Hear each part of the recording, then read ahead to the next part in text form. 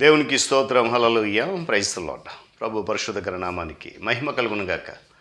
క్రీస్తునందు ప్రియులారా, దేవుడు తన మహాకృపను బట్టి మనకు నూతన ఉదయకాల సమయం వారాంతపు దినమున వేకున లేచి ఆయన నామాన్ని స్తుతించి ఆరాధించి కనపరిచే శ్రేష్టమైన ధన్యత మనందరికీ అనుగ్రహించారు. అందుని బట్టి ప్రభు పరిశుద్ధ నామానికి ఘనత ప్రభావములు కలుగును గాక. క్రీస్తునందు పెళ్ళిన ప్రయోజనులు, స్నేహితులు, విశ్వాసులు, సహోదరి సహోదరులు ఈ కార్యక్రమాన్ని వీక్షిస్తున్న ప్రియ ఆత్మీయులందరికీ యేసయ్య నామములో శుభములు మరియు వందనాలు తెలియజేస్తున్నాను.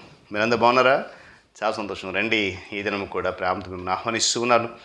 అనుదిన అభివృద్ధి ఉదయకాలపు ధ్యానాలు అనేటువంటి ఈ ఆధ్యాత్మిక కార్యక్రమంలో నాతో పాటు పాలిబాక్సులు కండి, వాక్యాన్ని ధ్యానించండి, దైవాశీర్వాదాలు పొందుకోండి. బైబిల్స్ దగ్గరలో ఉంటే తెరచి చూడండి. లేని పక్షాన్ని చదివే మాట విని గ్రహించి వాక్య ధ్యానంలో పాలిబాక్సులు కమ్మని మనవి చేస్తూ నేటి దిన ధ్యానవాక్యంగా 110వ సంకీర్తన 2వ చరణాన్ని చదువుతూ ఉన్నాను. యెహోవా నీ పరిపాలన దండమును సియోనుల నుండి సాగజేచున్నాడు. నీ శత్రువుల మధ్యను నీవు పరిపాలన చేయము.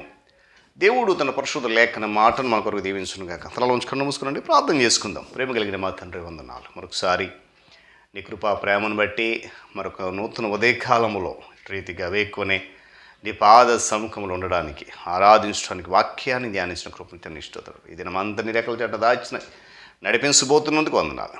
ఈ కార్యక్రమం ద్వారా మీరు ఘనత పొందుతున్నారని, నీ నామము మహిమపరచబడుతుందని విశ్వసిస్తూ మరింత శ్రేష్టమైన ధన్యత అనుగ్రహించి మీరే మహిమ ఘనత పొందండి. యేసు నామమున అడుగుతున్నాను తండ్రి, ఆమేన్.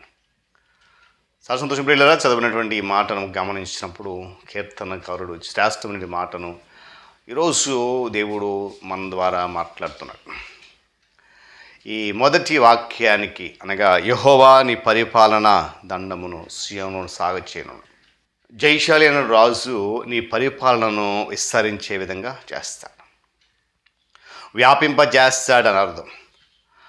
ఆయన శత్రువులు ఆయనకు పాదపీఠంగా చేయబడక మునుపు, ఆయన శత్రువులు ఆయన పాదపీఠంగా రాక మునుపు, ఆయన వారి మధ్యలో పరిపాలించక మునుపు, అంటే వారు నాశనము కాక ముందు కాలం గురించి ఈ వచనము చెప్తున్నట్టుంది. ఈ పరిపాలన యెరూషలేములో ఆరంభమై ఇతర ప్రదేశాలకు వ్యాపిస్తుంది అనేది దీని యొక్క అర్థం. తన సంఘం పైన, మనుష్యుల తీరుతెన్నులపైన యేసుక్రీస్తు ప్రభువారు ప్రస్తుతం రహస్యంగా కొనసాగిస్తున్నటువంటి పరిపాలనను, ప్రపంచమంతటా ఆయన శుభవార్త వ్యాప్తిని ఈ మాటలు సూచిస్తూ ఉన్నాయి. దేవుని స్తోత్రం కలుగును గాక. హల్లెలూయా. ప్రస్తుతము క్రీస్తు శత్రువులు చాలామంది భూమి మీద అధికారంలో ఉన్నారు, ఏలుబడి చేస్తున్నారు ప్రజల మీద. వాళ్ళందరూ కూడా క్రీస్తుకు విరోధులు, లేక వాక్యానికి విరోధులు, సంఘానికి విరోధులు ఈరోజు అధికారంలో ఉండడం జరుగుతూ ఉంది. అయితే పాపులుగా ఉన్నటువంటి వారు, పాపులైన మనుష్యులు క్రీస్తు వైపుకు మళ్ళడం తద్వారా యేసుక్రీస్తు ప్రభువారు తన సంఘాన్ని కాపాడుకుంటూ రావడం వెల్లడి అవుతూ ఉన్నాయి. ఆయన ఉద్దేశాలను ఎవ్వరు కూడా ఆటంకపరచలేరండి. ఆయన సంకల్పాన్ని ఎవ్వరు కూడా ఆటంకపరచడానికి అర్హులు కాదు, సాధ్యం కాదు, అంతే. ఎందుకంటే ఆ ఉద్దేశాలు, ఆ సంకల్పము, ఆ పరిపాలన విధానం అనేది ఉన్నతమైనవి, శ్రేష్టం కనుక ఏ నరుడు కూడా భూమి మీద ఉన్నవాడు వాటిని ఆటంకపరచలేరు. ఆయన పరిపాలనను, ఆయన అధికారాన్ని ఎవ్వరు కూడా కూలద్రోయడానికి అవకాశం లేదు. ప్రస్తుతం అధికారులు, నాయకులు కొంతకాలం పరిపాలన చేస్తారు, కొంతకాలం అధికారం చేసిన తర్వాత కూలిపోయే పరిస్థితి. కానీ దేవుని పరిపాలన కానీ, దేవుని అధికారం కానీ ఎవ్వడు కూడా కూలద్రోయడానికి అవకాశము లేదు. దేవుని స్తోత్రం కలుగును గాక. ఆయన తన ఇష్ట ప్రకారము రాజ్యాలను, ప్రభుత్వాలను కూలద్రాస్తాడు. అది ఆయన శక్తిమంతుడు. హల్లెలూయా. రాజ్యం నిలబెట్టాలన్నా, ప్రభుత్వం నిలబెట్టాలన్నా, వాటిని కూల చేయాలన్నా, నశింప చేయాలన్నా, వెనుకకు త్రోసివేయాలన్నా ఆయనకు మాత్రమే సాధ్యం. హల్లెలూయా. గమనించాలి ఉదయకాల సమయంలో దేవుని బిడ్డలారా, ఒక మనిషిని గద్దెనెక్కించి మరొకరిని క్రిందకి దింపగల శక్తిమంతుడు ఆయన. ఎవరు ఈ పరిపాలనకు సమర్థుడు, ఎవరు ఈ అధికారంలో ఉండాలి, ఎవరు దానికి యోగ్యుడు అనేటువంటిది సమస్తం కూడా ఎరిగినవాడు ఆయన. కనుక ఒక మనిషిని ఎక్కించగలవాడు ఆయన, ఒక మనిషిని గద్దె దింపగలవాడు కూడా ఆయన. హల్లెలూయా. కనుక వీళ్ళు గమనించండి, ఆ వ్యక్తులకు ఇదేమీ ఎంత మాత్రం తెలియకపోయినా కూడా చేస్తాడు ఆయన.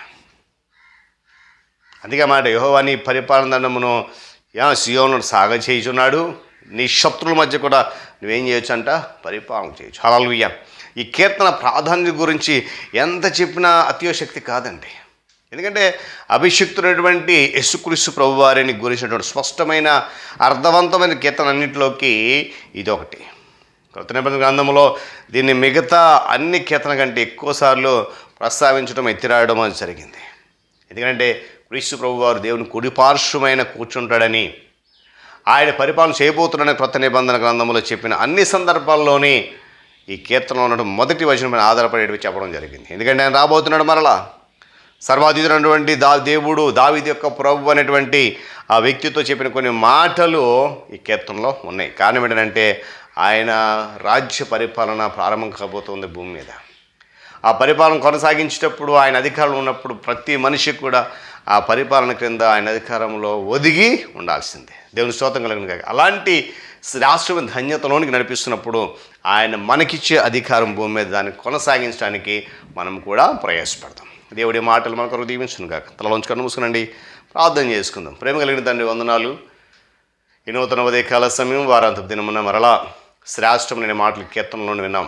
నిజమే నా తండ్రి, నాయనా ఇదిగో పరిపాలన విస్తరింపచేస్తానన్నావు. శత్రువుల మధ్యన పరిపాలన చేసే అధికారం నిజంగా ఎంత గొప్ప అద్భుతమైన సంకల్పం నీది. నీ ప్రియకుమారుడు యేసుక్రీస్తు ప్రభువారి ద్వారా మా రక్షణ మార్గాన్ని మాకు అనుగ్రహించి మరలా మమ్మను ఒక ఉన్నత స్థితిలో ఉండడానికి మీరు ఇచ్చినటువంటి ఆధిక్యతను స్తుతులు చెల్లిస్తున్నాం. ఆయన కీర్తన ద్వారా మంచి శ్రేష్టమైన మాటలు విన్నాము, లోతైన మాటలు. ఆ మాటలు విని గ్రహించేవారుగా ఉదయాన్ని మార్చుకుని కృప చూపించమని ఈ ఆధ్యాత్మికానికి మరింతగా బలపరిచి దీవించండి. మీరే మహిమ ఘనతలు పొందండి.